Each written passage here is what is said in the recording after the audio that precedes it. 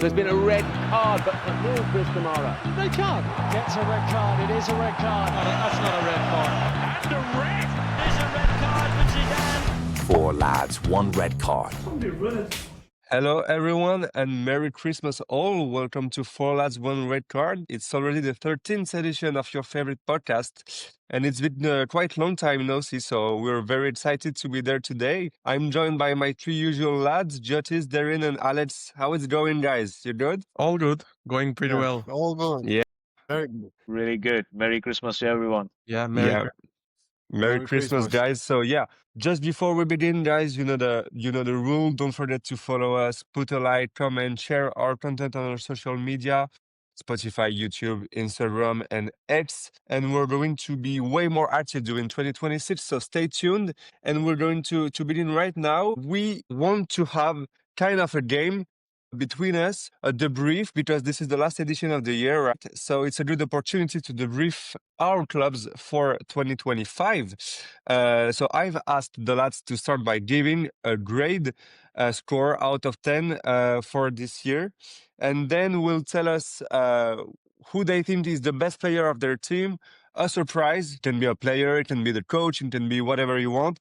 And the flop of 2025, all right? So let's start with Jotis and his team, Real Madrid. Of course, Jotis first, what grade would you give to Real Madrid this year? I 0. would give them, out of 10, I would give them a 6.5. 6.5, okay. The reason is Real Madrid, as you all know, always have the highest of the standards, unlike some clubs in Barcelona who have any standards at all. So Real Madrid always have high standards, and this year, which was like the beginning of this year, was last season, and as we all know, last season wasn't up to mark for Real Madrid. Ancelotti left, Xabi Alonso came in with a lot of expectations. Some new players came in, but there weren't a lot of expectations on them. Some of them, yes, but we had some good games. We had a good run in the beginning of the season. We are doing okay at the minute, but we haven't been up to the standards that fans and everyone expects from Real Madrid. The team hasn't looked like the unstoppable force that Real Madrid is. Xabi Alonso is still in a troubled position. He hasn't cemented himself as the next man to lead Real Madrid from the front. So it's all a bit uncertain. There's a lot of trouble. We've talked about this in the previous episode. So there's a lot going on at Real Madrid at the moment. So yeah, that's the grade I would give to sum up 2025 for Real Madrid. Okay, before you give us your best player, the surprise and the flop, I want you guys to give me your grade. Darren, what would be your grade for Galatasaray this year of 2025? So I think we are in a good situation right now. First in the league,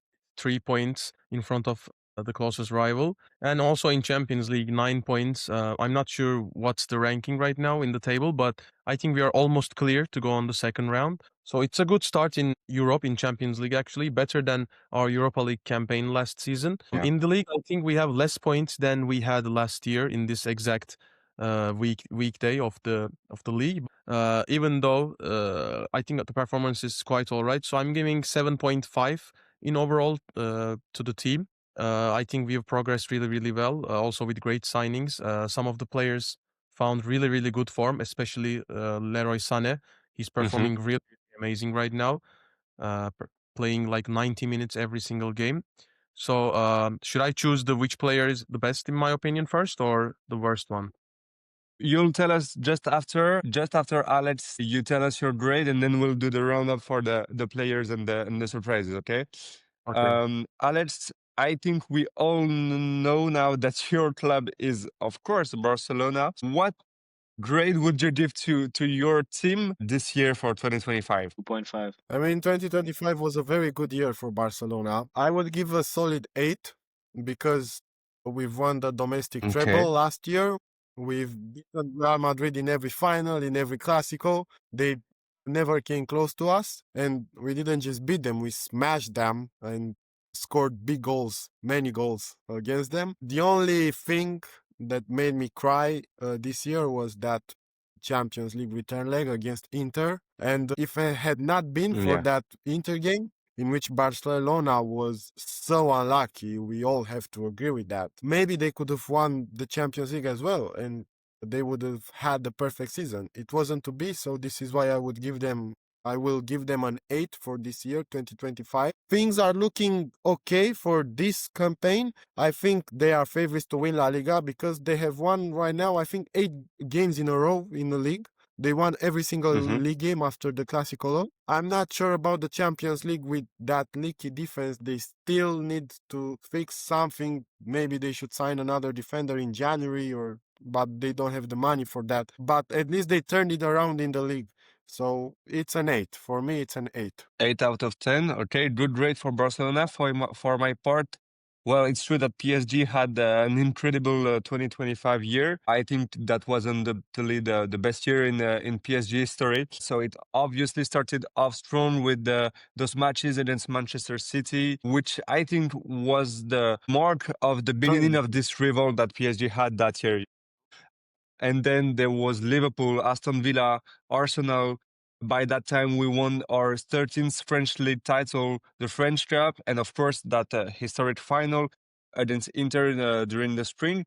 Just for those who haven't seen it, I invite you to check out our tier list of Champions League finals that we made on YouTube and Spotify.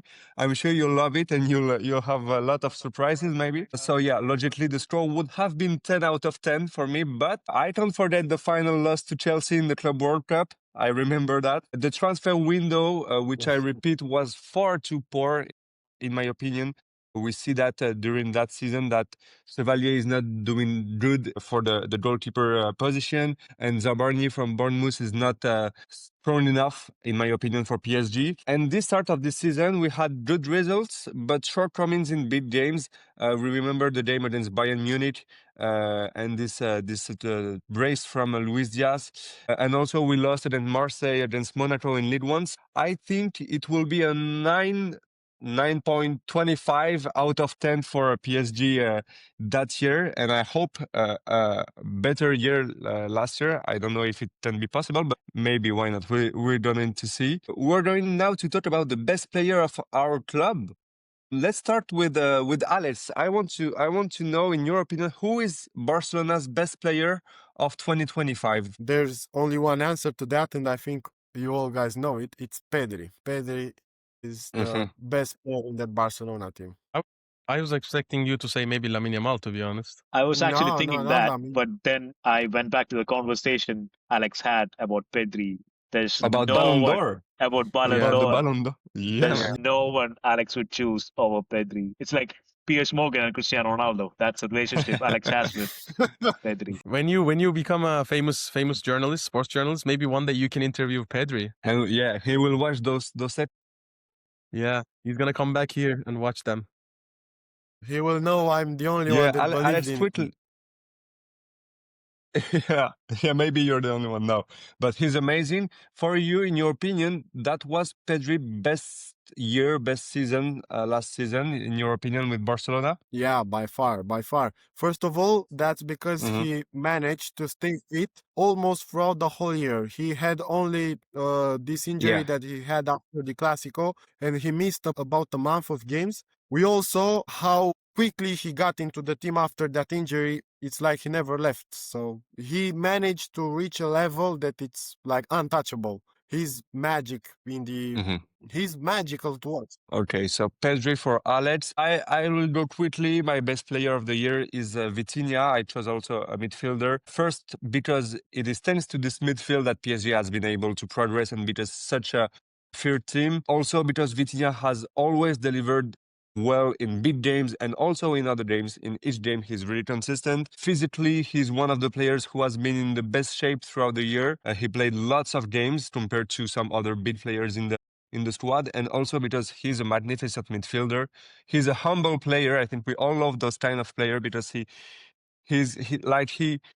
keep the team on his shoulders, but he's not the one that will provoke the press, provoke the other players, that some yellow cards, red cards. And I think that the kind of players that makes us love football. So yeah, I'm going to go with Vitinha for that unbelievable year he has made, and especially, and even no, not especially, but even now against Bayer Leverkusen in the Champions League against Tottenham, he scored a treble, something really rare for midfielders. Yeah, Vitinha in my part.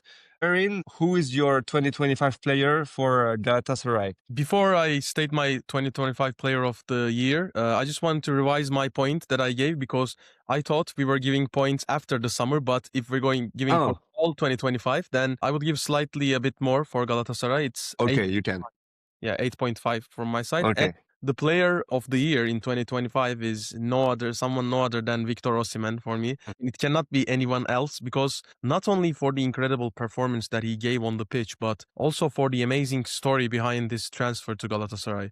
I mean, it was literally an impossible transfer being done because there is no way that Victor Osimhen, when he was experiencing his prime at Napoli, would come to Turkish league in a normal way. I mean, this was just like a magical opportunity for Galatasaray, and it just happened. And I am still in shock how we somehow made him stay in Turkey, but he's insane. A very athletic player. His physical condition, his stamina, his strength, everything is insane. His finishing is quite good. I mean, one of the best in Europe. And I think he's one of the most complete strikers in world football right now. So he's the player of the year for Galatasaray, definitely. Yeah, Victor Osimhen. I remember you saying in our group that, in your opinion, Victor Osimhen was in the top 3 of the best strikers in the world right now. Do you maintain this idea, or yeah, for you he's one of the best, right? I mean, he's one of the best. Yeah, he's. I said top 3. I remember that. I mean, he can be top 3, even if not top 3. He is definitely top 5 for sure. I mean, right now I'm thinking who is better than Victor Osimhen as a complete striker. We can say Haaland. We can say Harry Kane. If we consider Mbappe, of course, Mbappe can be a striker as well. And I don't know, like maybe Lautaro Martinez can be close to him. I'm not sure who else can be competing with him. I was saying Victor Gyökeres and Alexander Isak at the beginning of this season, but they're not having a very good season right now. Yeah, not really. Yeah, so I'm not gonna compare them. But most definitely it's top 5, I think. Maybe Okay, nice. What were you saying, Alex? Benchtrick is more complete than Osimhen. Who? Nah, it's Benchtrick. You guys don't get it. Yeah. Oh my god, my mind is right now not Yeah, I'm so sick, Alex. Benchtrick. I mean, Leon, we should talk about this later also. Yeah, we will. Very interesting. Yeah, really interesting one. We will talk about that a bit later. But we'll close that best player of the year with you, Jotis.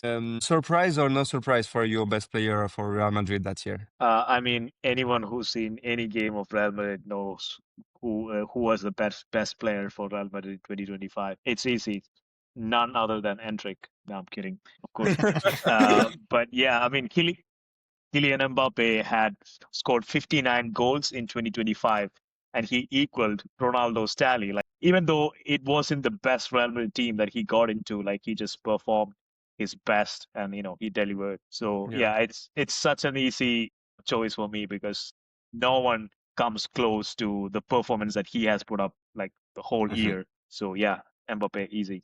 Player that has scored the most goals for Real Madrid right after Mbappe, I think is Vini, right? He has 14 this year. So the second player has 14 and Mbappe has 59. And that's crazy because I remember Luis Enrique saying when Mbappe was still at PSG, he said that I would prefer to have like 3 or 4 players scoring 20 goals rather than one player scoring 100 goals. And Mbappe and PSG went on to become invincible after Mbappe left. And Real Madrid suddenly stopped winning the Champions League. I'm not saying Mbappe is a bad influence, but it's just very crazy to see how the things have shifted. Yeah, that's a really good debate. I think we're gonna have that during this year and during this season, because the case of Kylian Mbappe, the case of Vinicius, the case of the other players of Real Madrid in that situation with Xabi Alonso, etc., is really interesting right now. I wanted you also to give us a surprise of your club.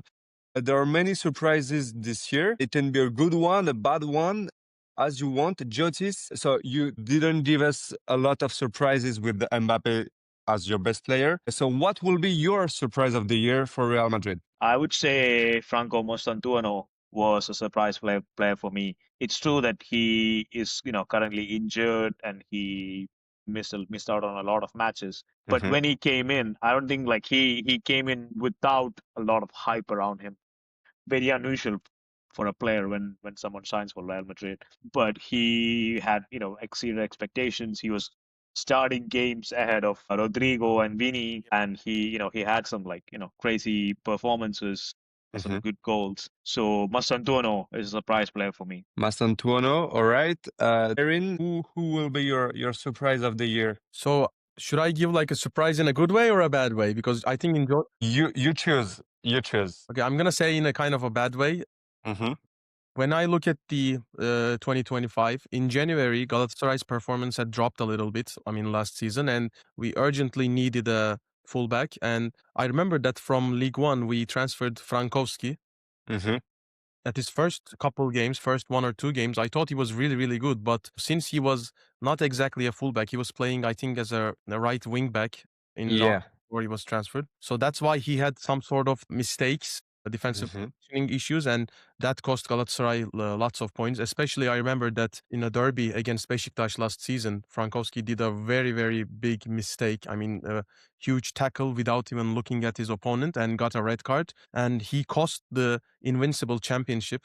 And because of that red, Mm-hmm. Galatasaray lost that game. And that was the only game that we lost in the entire season last year. So I think that was a bit of a surprise for me in 2025. Yeah, that's hard to forgive when you can have an invisible season and that Exactly. kind of scenario happens, right?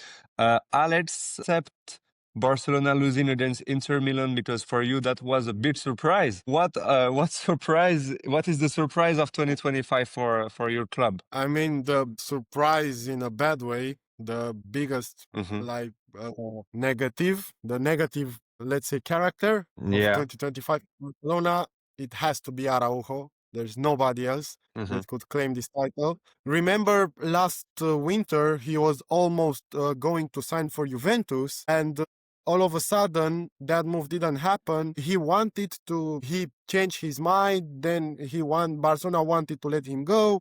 He changed his mind. He was, no, I'm going to stay. I'm going to take on the responsibility as club captain and everything. And we all know how that planned out. I'm still believing that he's the reason that Barcelona lost that return leg against Inter. And we've seen this season how many mistakes Mm-hmm. he's made. Like, he just cannot adapt. He's not a big club player. I don't think he is a big. If he played, for example, Getafe, he would be amazing because he has amazing physical attributes. But you need to have some technical attributes as well. And Araujo is not technical than a table. A table is more technical than Araujo.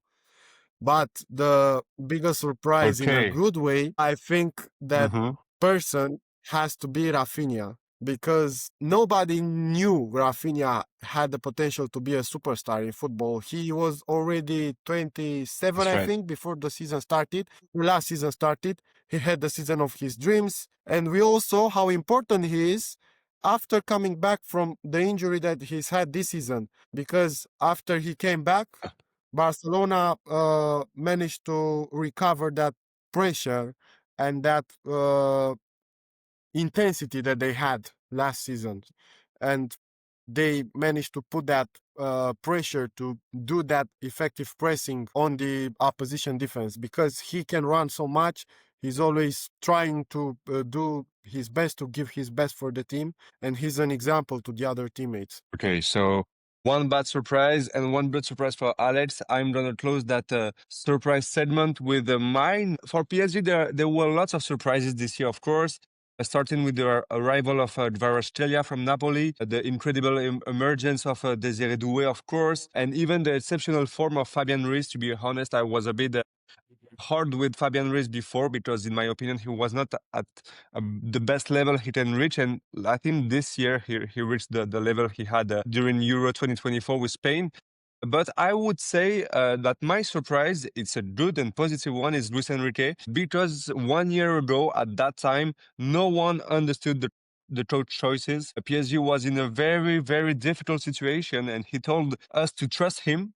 it's clear that he was right. And so it was a huge and wonderful surprise. We obviously knew that Enrique was a great manager. We saw him at Barcelona, for example. We remember that. But I really didn't think that he was able of turning this team into the best in the world in just a few weeks. So that was my major surprise of the year. Let's finish this sequence with the flop of the year. So we're going to say some negative things. Of course, we have to. I'm gonna go first. I will go with Bradley Barcola. I could have said the transfer window, but this time we're going to talk about a player. I wanted to talk a bit about that player because I liked him as a player. I liked him as a man. He's really good, but he started the year well, but lost his place in the starting lineup as the game went on, notably to Kvaratskhelia and Desiré Doué, and even some young players right now that are doing, in my opinion, better than him. Since the start of this 2025-2026 season, he has had the chance to play a lot thanks to the injuries of the attacking players, of Dembele, of Doué, and the other ones. But he has not bounced back. He has not confirmed anything, in my opinion, and quite the contrary. He's very hesitant in front of the goal, and that's something you cannot do, even if you are playing against Auxerre or against Reims in Ligue 1 or in Coupe de France. You have to score, you have to be in confidence, and he is not. And he's very nonchalant player, in my opinion, and he's not at the team's current level, to be honest. If you have to put 3 attackers for PSG, you won't place Bradley Barcola, so he is my flop of 2025 for PSG. Who wants to go? Jotis, you want to go with your flop of the year? Yeah, I mean, it's obvious. It's like Alex likes to call him bench trick. Is that how you call it? Bench trick?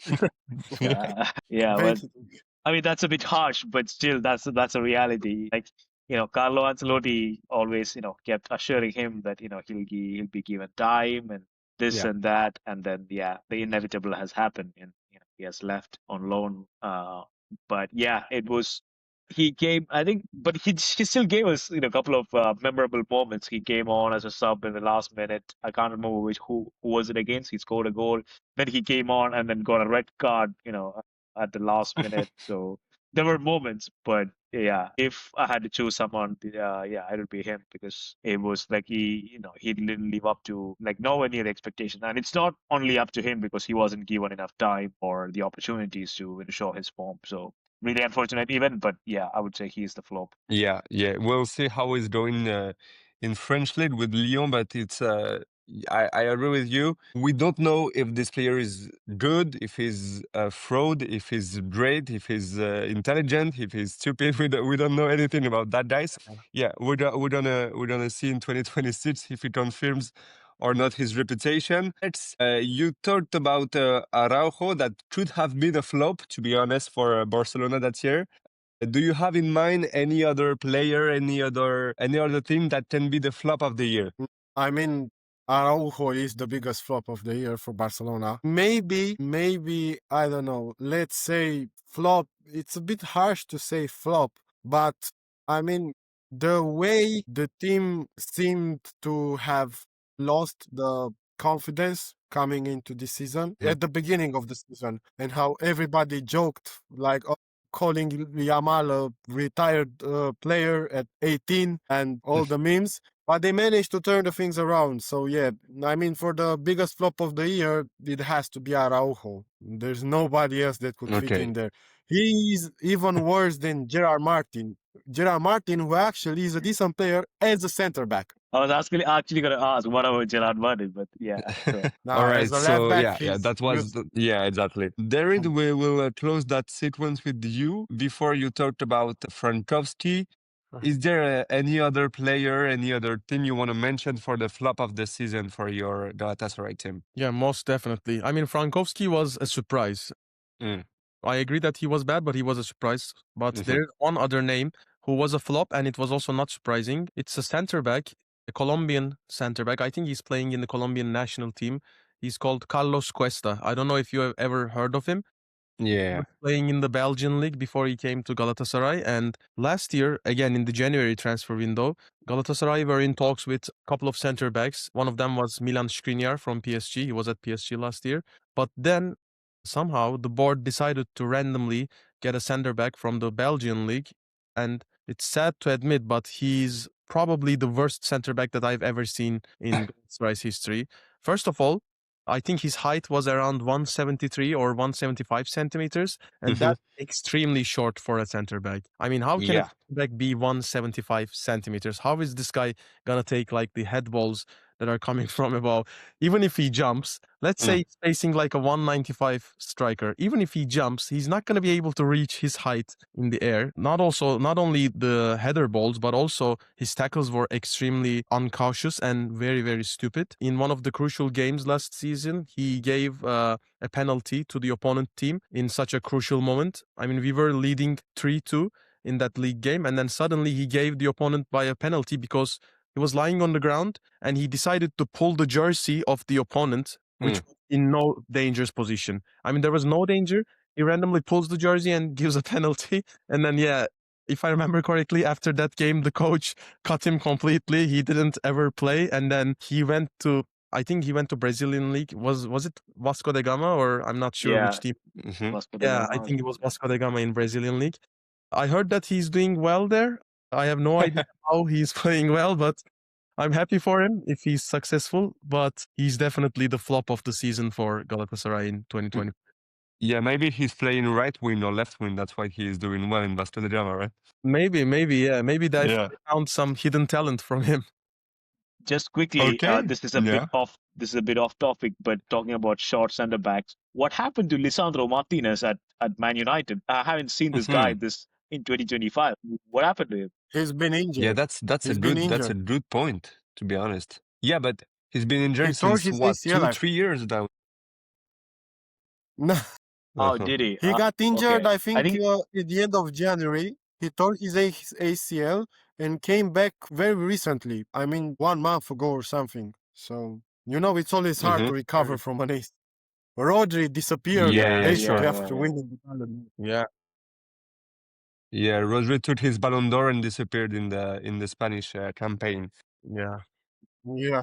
Yeah. Well, yeah, that was a good point, Jotis, because you told me a name that I haven't thought since lots of months right now. Alessandro Martinez, you're right. Maybe we'll see him in 2026, or maybe at Galatasaray to replace your boy Darren. Carlos Cuesta, yeah, another 175 center back for. Exactly. Wait, let's see how tall is Lisandro Martinez. I want to know. I think he's around the same 170, 160. Yeah, he's 175. Yeah, 175. Yeah. That's not gonna work, man. No, that's not gonna work. Well, guys, we'll now move on to the second part of our podcast, which is about. So we talked about 2025. Now we wanted to talk about next year, our wishes for 2026. We have all think or prepared a few wishes for this football year. They can be about a team, they can be about a player, about a competition, about a coach, or anything else. But yeah, that's it. These are our biggest wishes for the coming year. Who wants to start? Who wants to go first to give his first wish? I'll go. Okay, Jotis, there you go. I have 2 wishes. Yeah. First, Tell us the first. Yeah. Yeah, the first one is obviously. I can only guess the first one. I want Real Madrid to win the. I've lost count actually. Let me think about the count. 15, 16, 17th. The audacity. No, the 6th. Yeah, so that's my first wish. The second wish is I want, and this is sort of part of my prediction as well. I want Sunderland to finish top 4. Sorry. So yes, what are your thoughts about that? Do you think this wish can be realistic? Do you think you will be happy at the end of 2026 with your wishes? I mean, Real Madrid are obviously going to win Champions League, so that's a no-brainer. But Sunderland, it's going to be tricky. I mean, top 4 is a bit unrealistic, to be honest. The position they are right now, I think they're at 6th. That at the end of the season, I'd be so happy for them. But again, bit unrealistic. But let's see. Yeah. Okay. Two nice wishes for Jotis. What, Alex? I thought Jotis would.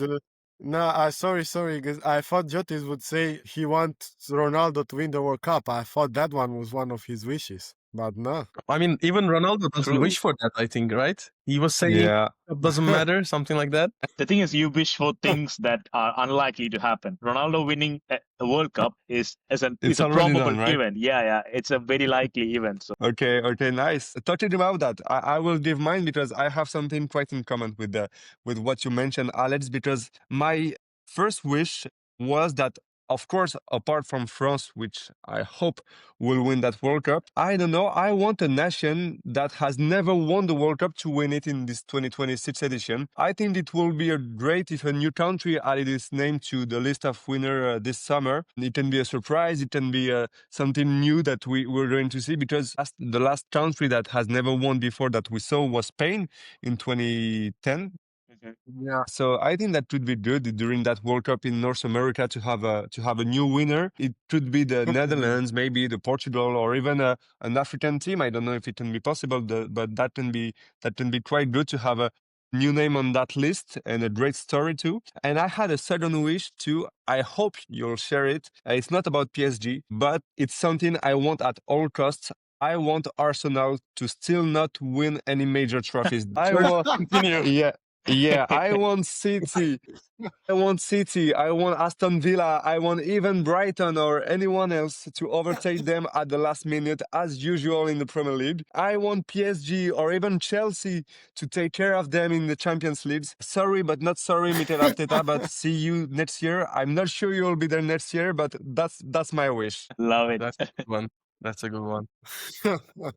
Let's go with Alex. Alex, what are your wishes? Of course, Portugal winning the World Cup. We all know that. What are the other ones? Okay, now. Yeah. So just to follow on your wish, I wish that this scandal at Real Madrid between the attackers can continue until it will like backfire, you know? I wish that Vini and Mbappe will fight on the pitch or something. until somebody leaves the club. Yeah. My second wish for 2026 would be, I don't know, a World Cup final between Spain and Argentina and see if Lamine Yamal can crown himself over Messi or Messi can win his second crown. It would be like so poetic to see a World Cup final between Spain and Argentina. But I wish more for the first wish to happen. Okay. Yeah, we know that. We know that. Yeah. And so you don't wish Romania to qualify for next World Cup, or you just don't dream? I don't have any expectations. Okay. Facing us, bro. Facing us. It's gonna be tough. Yeah. To be honest, that's gonna be interesting. We know that your two countries will face for the qualifiers. What will be your wishes for next year? Well, first one is about the World Cup also. I want Turkey to finally go to a World Cup ever since 2002. We have never been in a World Cup. The last one was 2002. So I finally want to watch my country play in the World Cup. I mean, not even any success. Just want to watch my country play in United States at 4 a.m. in Turkey during the summer. That's just a humble dream. So I hope we can qualify for the World Cup. And the second dream would be a big success in the club competition in Europe for Galatasaray. Maybe a quarterfinals for Champions League. I know after the group stage, it's going to be tough as hell because only the best teams remain, especially after the playoff stage, between the number 9 and 24 teams. So after that stage, it's going to be tough, but I believe Galatasaray has a good team, a good generation right now, some good stars. So maybe I'm hoping to see like a quarterfinals for Galatasaray. And for Turkey, as I said, just competing in World Cup, not even expectations. I don't care if we get knocked out in the group stage. I mean, I saw the group, by the way. I think we're going to play against USA and I forgot the two other nations, but it doesn't look like a tough group, but I don't want to talk big. I just want to compete in the World Cup. That's all. Yeah, that is right. When we watched the draw of that World Cup, I saw that Turkey or Romania or even the one that will qualify in that side will have kind of let's not say easy draw, but compared to the other, maybe Turkey or the other country can have a chance to qualify after. So that's a good thing. I think it will be interesting when the games. It's in March, right? That Romania and Turkey will play. I think so. In March. In March. Yeah. So yeah, we'll have time to of course talk about it. before By we the way, go on, yeah. just one thing. The game, I think, is going to be played in Galatasaray Stadium. I want to invite Oh, Alex to Turkey if he wants to watch it with me in Istanbul. Bro, it would I be have to, Alex. Go, Alex, insane, do man. it. What are you doing? It would be insane, bro. Yeah, it would We'll be. check the facilities for that. The Take budget. it and return to me after the podcast. Yeah. Yeah. Well, that can be amazing for you guys to watch that because it's gonna be an historic game. Yeah, yeah, Maybe yeah. one of those will qualify for the World Cup. And imagine if that country wins the World Cup, you can say that you would have been there in that day. Oh my God. Wow. Started the whole process. Exactly. Guys, just before we move on to the press review and the different subjects we want to talk about, we just wanted to make a short debrief about the leagues because it's kind of the half of the season right now. Some leagues are still playing. Tomorrow, for example, there are huge games, especially in the Premier League. Arsenal is facing Brighton. Chelsea is facing Aston Villa. I think that there is also Manchester United against Newcastle, some big games tomorrow. For now, Arsenal is first with 39 points, City second with 37, and Villa with 36. We, at the beginning of the season, said our favorite to win the title. For now, who, in your opinion, will be Premier League champion at the end of the season? Will it be Arsenal, the leader, or will it be someone else? Jotis, what's your opinion on that? Right now, it looks like Arsenal could win it, but at a big but, you never know what happens with Arsenal at the end of the season.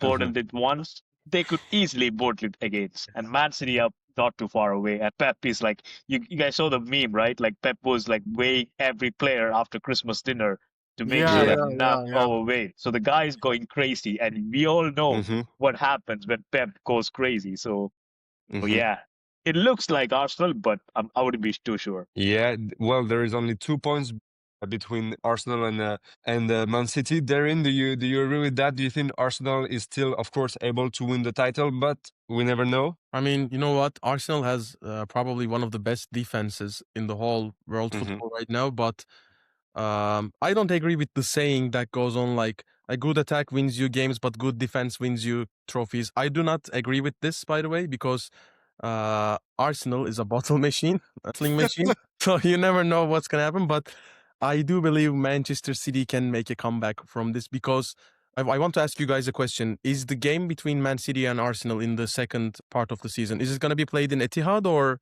is it in Arsenal Stadium? Do you guys know it? I think Etihad, because the first one was at Emirates, wasn't it? I'm not quite sure actually. I mean, if it's in Etihad, Yeah. It's in Etihad. It's in Etihad. I think Manchester City is going to be champions. There's no way Mhm. that Arsenal can continue this for like how long? 18, 17, 19 more weeks. I don't think they can keep this 2 point gap for that long. So I think Manchester City is going to win. Well, I Yeah. hope it surprises me. Unlike Jules, I want to finally see Arsenal fans happy because they are so depressed. I know it because I have an Arsenal fan friend from UK. Yeah, we all have an Arsenal fan, and well, how can we say about that? Alex, do you think Arsenal will finally win that title, or not yet? I would have said that Arsenal would win the title if you asked me 1 month ago, but City, Mhm. I mean, I think that the title push will go towards the end of the season, and I think City Yeah. will manage to scrap it, and Arsenal will not win the Premier League again. But hear me out. I'm going to make a very bold prediction. Pep Let's Guardiola, go. if Man City are winning the Premier League this year, Pep Guardiola is going to leave. Mhm. It could be, remember in Klopp's last season, before Yeah. Klopp's last season, they were very bad and they finished outside the top four. He stayed on just to put that team back on its feet, and Mhm. he managed to leave an heritage with whom Arne Slot won the title. And I think Pep is trying to do the same with Manchester City. I don't know, it's just the way I see Pep acting around in the press conferences and everything. He signed so many young players for the future. I think he's trying to assemble a team for the future, but I don't think he will be the commander of that team. If he wins the Okay. title, I think he is going to leave. Yeah, that's an interesting take because it feels like he's waiting for the last trophy, the last sign to Yeah, leave the club on a high note, yeah, and a exactly. title, of course, in that situation can be a great thing. Just before talking a bit about La Liga, because of course it interests us a lot. just to mention something, guys, I have the table here of the Premier League. It has been played 17 games for now, okay? So Arsenal is first, 2 points ahead of Manchester City, and 3 points ahead Aston Villa with 36 points. But if you take the last 15 games, Aston Villa is first of the Premier League.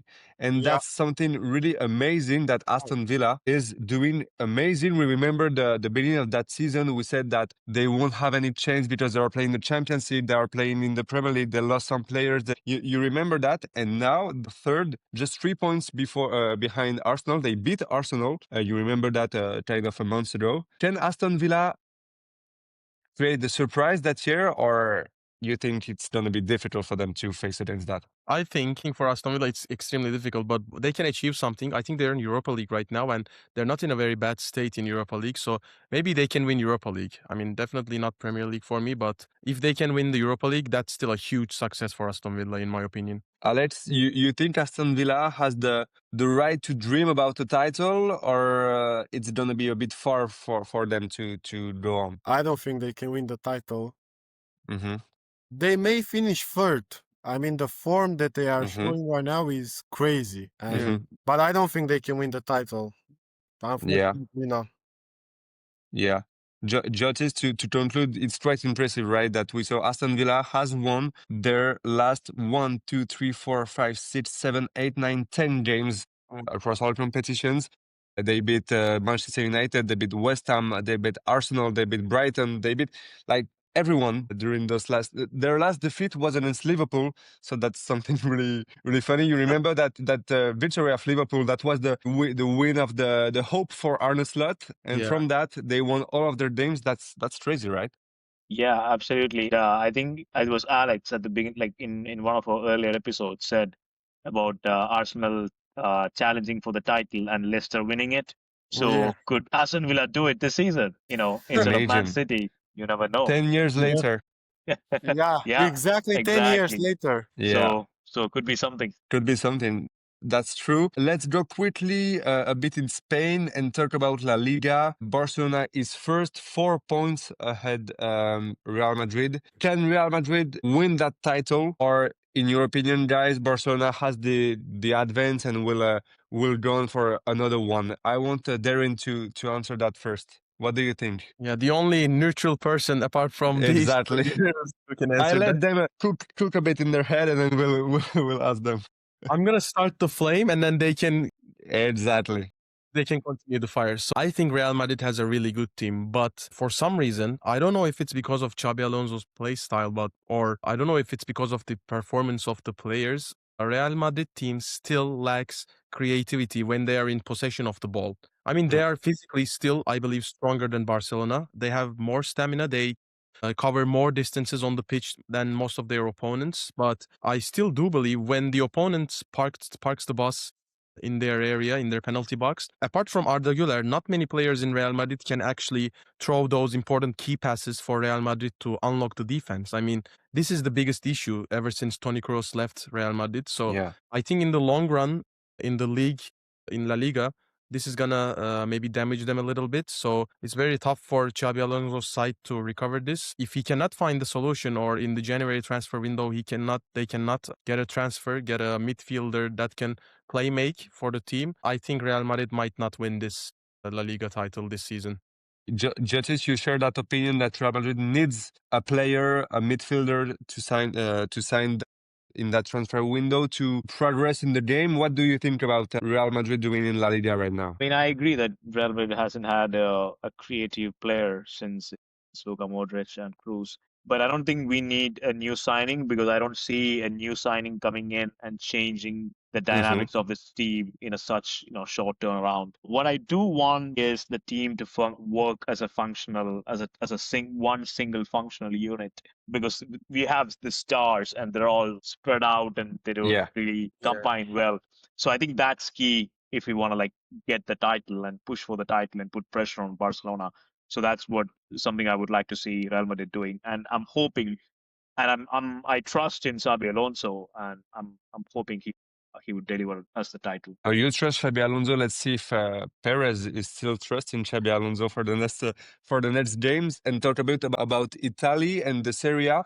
Do you know, guys, that Juventus is fifth in the table with 29 points, AS Roma with 30 points, Napoli with 31 points, AC Milan with 32 points, and Inter Milan with 33 points. So only 4 points between the first and the fifth team in this Italian championships. You remember during the start of the season, we said that we missed something with Italy, we missed something with Serie A, we missed stars, we missed some scenarios, some chaotic things. Yeah. Maybe that year is the one that will have that scenario, maybe until the end, because at each weekend we have a new leader, we have a new surprise, we have a new player that is amazing. Therein, I want to ask you, because you remember also that you predicted that AC Milan is going to have kind of a bad season. Yeah. Now they're Can you hear me second in now? the Sorry. league. Do you think AC Milan can win that title that year or not? So after I made the prediction about AC Milan not being able to compete for the Champions League spot in the top 4, I watched a game of them because I wanted to think if these guys Yeah. are first, then they must be playing some good football. And to be fair, considering how boring the Italian football usually is for me, I think AC Milan is doing quite good. I enjoyed Okay. watching them, even though they're not playing even though they don't have the firepower as much as Inter, I think they are more well organized than Inter, more compact than Inter. So it's really hard to guess who's going to be champions right now in Serie A. Yeah.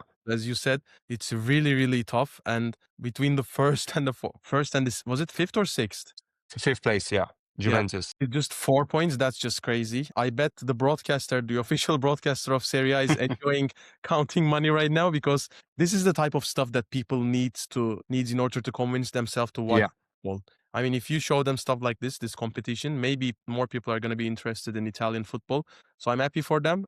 It's really hard to guess who's going to be champions still, but yeah, it's looking good for competition terms. Mm-hmm. I just want to say one thing there about Serie A. I mean, we talked about missing drama and all that, but we forgot one crucial factor. The football has to be good, and it's not.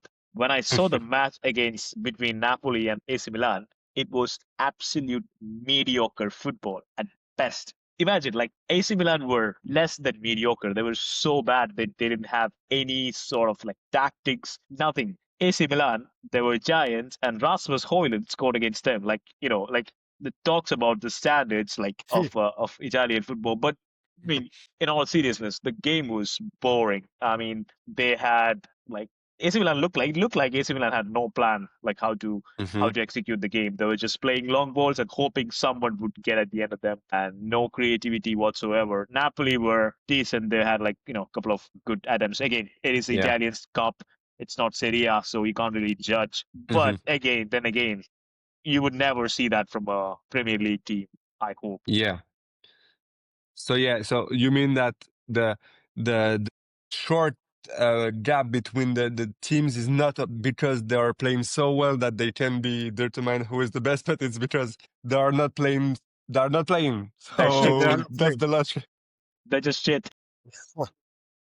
Alex, you wanted to add something, Yeah, right? just because Jotis mentioned Højlund, do you guys have you seen the post from Højlund on Instagram? He posted himself with the Super Cup trophy, and the caption read, "What a great decision looks like." And he was referring to I think I Liga saw and that. Yeah, I think I saw that. Yeah. Wait, was he on loan or was that a permanent transfer? I think it's a permanent transfer. Yeah, he's a Permanent one. Yeah. I hope it's a permanent transfer for his sake. Yeah, I hope so. Imagine if he's Manchester United is still paying his salary and Oh my he's God. posting pictures like this. I mean, this I mean, is good for starting to him. get Good a for routine him. for Manchester United. Anthony left and then he started playing well in La Liga. Yeah. Greenwood left. He started playing well in La Liga, and right now in Marseille, he's playing really, really good. And now Højlund. So Yeah. I don't know. From here to Manchester United board, maybe you should put the hats off and rethink about your decisions. Yeah, that's true. That's kind of crazy. Guys, we have just some minutes left. I wanted just to mention the Africa Cup of Nations that has begun some days ago. I think that all the teams have played at least one game, and the 7 games are playing right now. Do you guys quickly have a favorite or two favorites to win that trophy? We remember that the last one was the Côte d'Ivoire who win the trophy. Who is for you the favorite to win this Africa Cup of Nations? Maybe Alex, you wanna say some names? I mean, the favorites are Morocco because they are also the host country. They haven't won the competition in 50 years, and we all know the record, the historic run they had at the last World Cup. They have very good players. Ashraf Hakimi is the leader of that generation. Apart from Morocco, I don't know. Ivory Coast, maybe they can do something. Nigeria also with Izo Osimhen at the Africa Cup of Nations they're in. Yeah, he's playing. And also Egypt. I mean, Morocco, for me, it's between Morocco, Nigeria, and Ivory Coast. Maybe Senegal as well. Okay, you're right to mention Egypt too, because, well, we saw that during the previous editions, Mohamed Salah was really fond of looking to win finally that trophy, and he has not succeeded. We remember that he missed some penalties, very important situations to win that trophy. So at the end, Salah will win that trophy. It's going to be interesting to see that. And yeah, of course, Morocco is one of the favorite, but this competition is so intense, and when you're the host country, you have so much pressure on your back. Then you have to be really, really confident in your head. We remember Ivory Coast 2 years ago. They were playing like shit. They changed manager doing the competition, and at the end they managed to win that. So yeah, I think Morocco is the favorite, but we can have some surprises.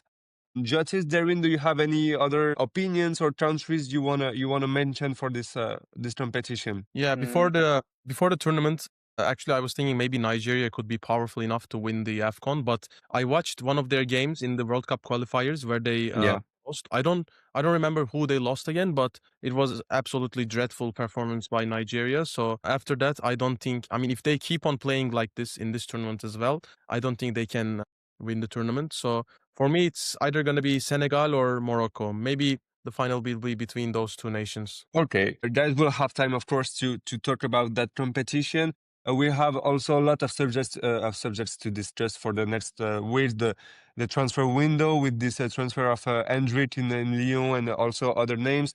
I also wanted you, Darren, to explain us some scandals in Turkey right now that are happening in some clubs. So we'll have time to talk about that. Guys, it's the end of this podcast already. Thank you very much all for watching or listening us on the various platforms. Once again, please feel free to follow us on social media. It's really important for us.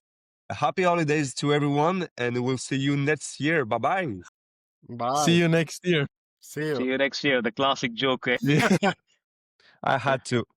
See you, everyone. See you. Bye-bye.